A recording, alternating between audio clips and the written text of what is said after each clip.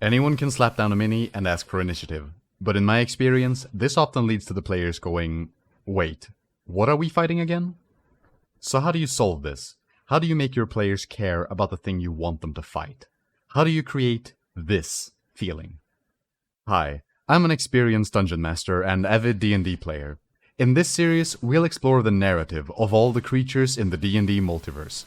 From swarms of rats to actual deities, the goal is to make sure that when your players come face to face with your creations, they'll feel some combination of fear, excitement, and anger.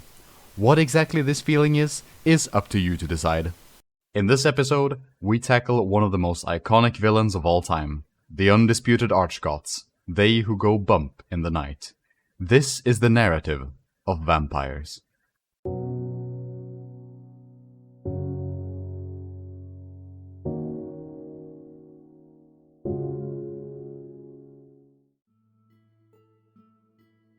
Before we can write any kind of compelling story, we need to define what rules vampires follow within the confines of Dungeons & Dragons.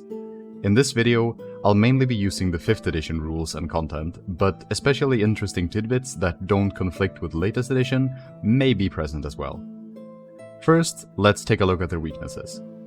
To start off, in D&D, much like in popular media, vampires are extremely sensitive to sunlight, suffering considerable damage after no more than a few seconds of exposure, as well as being nearly blinded by the light. There is no actual explanation given as to why this is, and it contradicts the old folklore of vampires entirely. Regardless, this is a great tool for both identifying and battling them. In addition to sunlight, vampires also suffer similar damage if exposed to running water for more than a few seconds. This, however, actually has bearing in old folklore, where running water was more often free of disease than stagnant water, and was thus considered holy. This led to the speculation that unholy things could not cross running water, and a few hundred years later, here I am telling you about the weakness of a potential enemy in an RPG. Anyway, moving on. The arguably most iconic weakness of vampires, however, likely has to be the stake to the heart. In D&D, staking a vampire in the heart does no more harm than any other attack would, unless the vampire is specifically resting in its designated coffin. More on this later. If that's the case, the vampire will be incapacitated until the stake is removed. This myth has so much lore and so many misunderstandings behind it that when I tried writing a summary of it for this video, I ended up with nearly 2 full pages of folklore. So for now, just know that in D&D, vampires don't die from stakes to the heart, they just get semi-paralyzed. Last among their notable weaknesses is a thing called forbiddance. Essentially, vampires can't enter any residence without an invitation from one of its occupants. This means that whether you live in a house, a hut, or a cave in the woods, if the place is yours, you're safe inside. This myth supposedly started as a result of villagers and townsfolk being so scared of vampires during the height of their fame that they needed to feel safe somewhere, and so the white lie that vampires could not enter your home uninvited was invented. Remember when I said more on this later? Well, the future has become the present, and so I must talk about coffins. In D&D, vampires have an arguably more strict sleep schedule than the adventurers that hunt them. Each day, vampires must spend at least 6 hours sleeping in a designated resting place and can either perform some very light activity or sleep for another 2 hours on top of this. They have no innate immunity to exhaustion, and so they must sleep like most other creatures. Not only do they need to sleep each day, but their resting places must be up to standard or they won't regain any of their energy while attempting to rest. A vampire that did not receive a formal burial must sleep under at least 1 foot of dirt where its transition into death took place, while one that did has the choice of either their designated coffin/crypt or the aforementioned dirt. The more clever and powerful vampires tend to set up multiple resting places, so if one of their sites is discovered and destroyed or guarded, they're not dead by morning. That's all their weaknesses out of the way, so let's get into their strengths. Again, following the classical tropes, vampires in D&D can shapeshift into bats and even into clouds of pure mist. This lets them very easily spy on potential intruders as well as victims, while blending into the environment of their domain. Aside from this, they're able to climb any surface without issue, lending them a great deal of mobility indoors. This plays perfectly with their love of great castles and their Gothic architecture, letting them climb tall pillars and cling onto ceilings, hiding in the shadows while unsettling any uninvited guests. Speaking of guests, in D&D, any humanoid who is slain by the vampire's bite and is not resurrected or otherwise inoculated until the next nightfall rises as a slave, forced to join the vampire in eternal servitude as an undead. Lastly, if vampires choose to fight, they have access to an incredibly powerful charm, causing anyone who is unable to resist their influence to not only join the vampire's side in battle, but also allow themselves to be exsanguinated by the vampire, potentially ending them where they stand. Now that strengths and weaknesses are all accounted for, it is time for the main course, the pièce de la résistance, the flavor.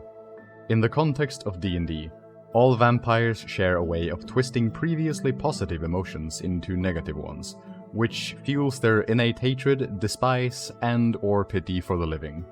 A vampire who, in life, was often complimented for their appearance may, in death, twist this into believing they were only ever valued as objects. One who had fallen greatly in love might turn obsessed and manic over their former love interest, seeing any and every act including them as a threat that must be dealt with. Then there's their lair.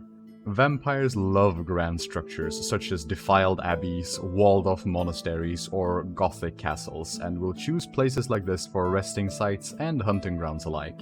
Vampires in D&D carry with them such a strong aura that the entire region of their lair may be affected if they stay in one area for a prolonged period of time. The region as a whole will see a burst in the population of rats, bats, and wolves.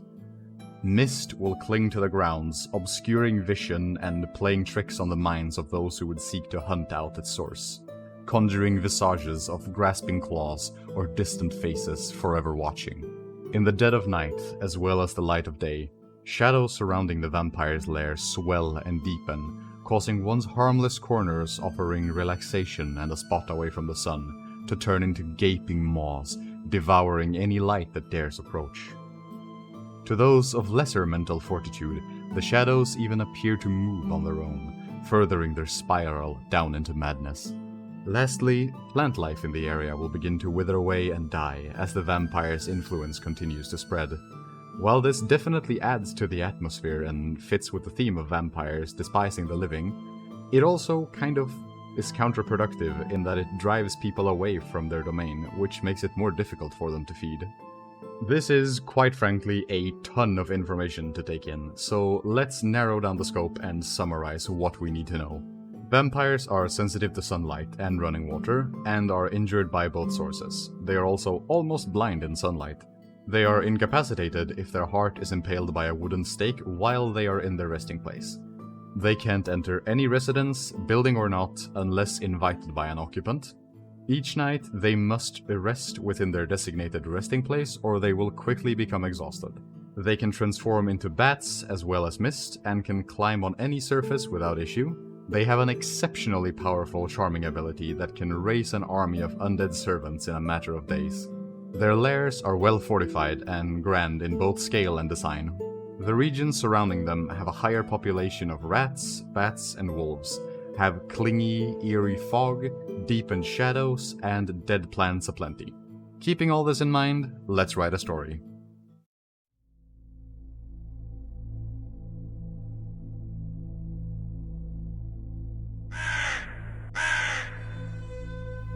Cold, damp, dark. The party rests close to the mouth of an empty cave, seeking refuge from the elements and the creatures of the night.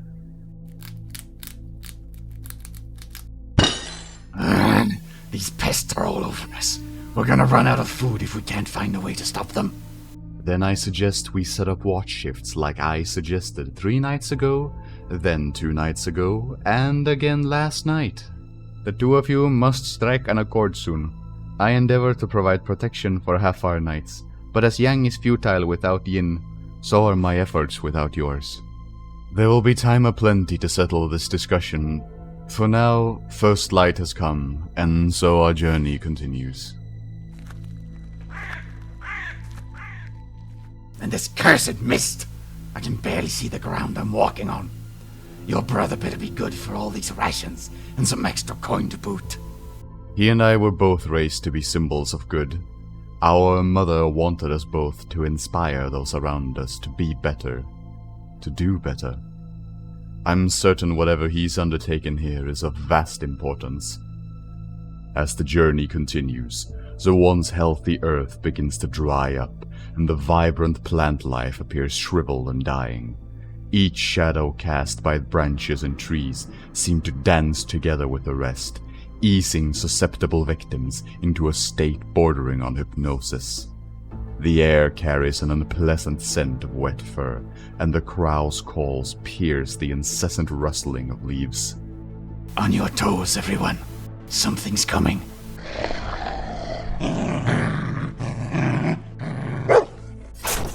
Come on then, mutts. Don't just stand around. Bite me. Uncanny reflexes as always, lass. One of these days you'll have to spill your secrets. Would seem she's spilling more than secrets, friend. A shallow cut, surely, but a cut nonetheless. Save your healing words for the rest. I'll survive. In a way, that is what frightens me. After a quick yet unnerving encounter in the grey forests, the party arrives in a small village. Empty buildings litter the sides of the roads, and the thick mist coats the colorless wooden walls in a slick layer of moisture. How delightfully drab. Can we just... Will you shut your trap, lad? No need to go and make enemies when you can make friends, eh? We just got here, so I say we let the local have a chat with the locals. I concur. It is not our place to question these people's way of life, just as it is not their place to question yours. Sigh. Pardon us for rousing you so early, sir. We're searching for my brother, Godfrey, and last word I received was from this village. Godfrey? You mean Lord Godfrey? So he's been titled then. That was more than I have been made aware of. May we come in and speak to you? We spent the night outside and the elements have brought us great discomfort. Outside? You're not from around here, are you? Not quite. We travel as the wind, resting wherever we find bearing and leaving once the world decides it is time. Alright, come inside, quickly. Your hospitality is valued and appreciated, sir. These lands are far harsher than I remember. I'd have said the same thing if I hadn't been here the past few moons. But something's changed, something bad. The crops are few and far between, and trading's become impossible with all this fog. Some try to come and go, but what? I think the wolves get them, poor souls. They've grown in number and gotten bolder too. Nothing left but dead horses and bits. We encountered these beasts ourselves as we traveled here. My friend paid a small cut as tribute to the woods, but as a reward for her piety, we remain unscathed. Holy man, you said you came here for your brother, right? He lives up in the castle, but I suppose you'd guessed that already. A lord in the castle? Sign me up. We are not stealing from my brother. Buzzkill. I'm afraid to say it may be more like grave robbing. You see, Lord Godfrey hasn't been seen in over 2 full moons. Sometimes there's a bit of light coming out of some windows in the castle, but no one's seen him in person for many weeks now. Apologies for my rudeness, but this entire region feels out of balance. There is so much pain, so much fear and suffering. Why does the light look away from this place? Something tells me we'll find the answer at that big castle. So I say we get going before it gets dark. Hey, I'll gut you, you vermin! It appears we must resupply before the next leg of our journey. And so they did. After hours of scavenging the already broken town for supplies, the party began traveling towards the looming castle. With each step, the surrounding shadows seemed to grow deeper and darker, swallowing anything that would come into them, like doorways to the void in the corners of your eyes. By the time the party arrived, it was already sunset. Nervous, friend? I've never seen you quite this solemn. Nervous does not begin to describe what feelings brew inside me, but I am here for my brother, and none shall stand between us.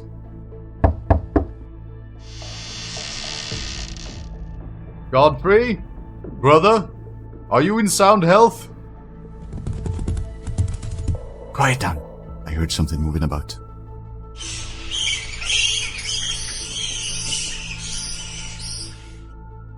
I suppose that answers the question of what was stirring in the dark. Give me a moment, allies, and let me pray to the light for guidance.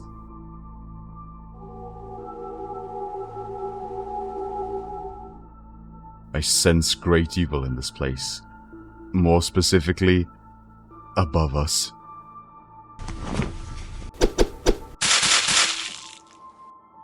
Is my abode to your liking, brother? Godfrey, what has become of you? That which was created by our mother dearest. She would always praise you, no matter what you did.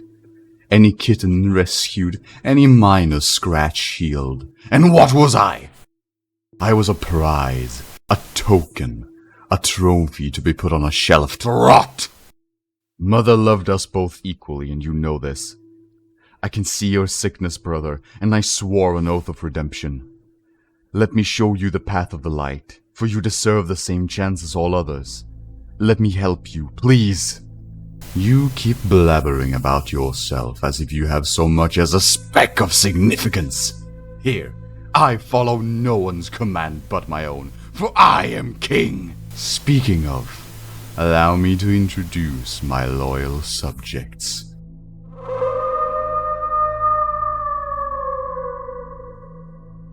Welcome to my domain.